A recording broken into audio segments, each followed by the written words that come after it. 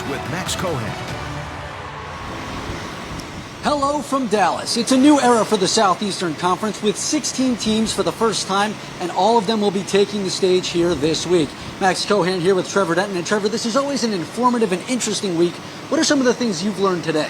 First of all, I've learned that there's way more flavors of Dr. Pepper than I thought they were. Shout out to the SEC media workroom. I've learned that Ole Miss is getting hyped up to the moon right now as a team, to the point where Lane Kiffin said they had to avoid the Rat Poison. They are a trendy pick right now to do well. And I also learned today that Nick Saban's still capable of generating headlines even when he's not a head coach in the SEC. That's right. The first time since 2006 that he's not here with Alabama, but that doesn't mean he's not here. He's just part of the ESPN crew this year. And get this, the guy had to use a credential for the very first time, saying he could not gain entry because he left it in his room. He had never won one before. Times are not the way they used to be.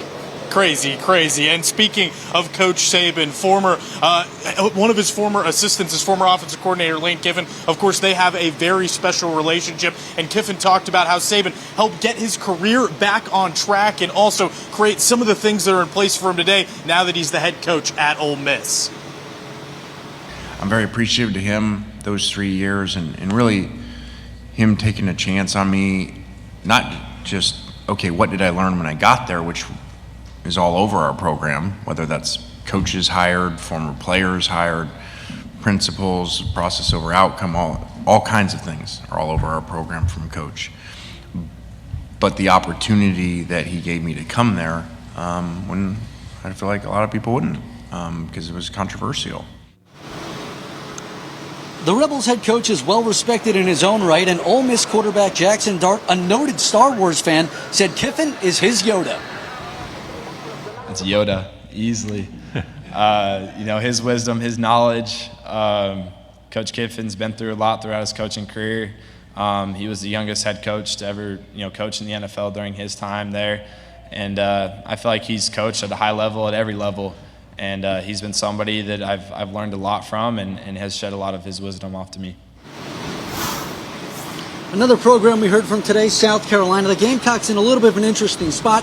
First 2 years under Shane Beamer, winning record. Last year they go 5-7, not a single win on the road. Yeah, that's right. And the program has an example to look to when it comes to national success, and Dawn Staley in the women's basketball program. So Shane Beamer and company looking to emulate that a little bit and get the Gamecocks back on the map.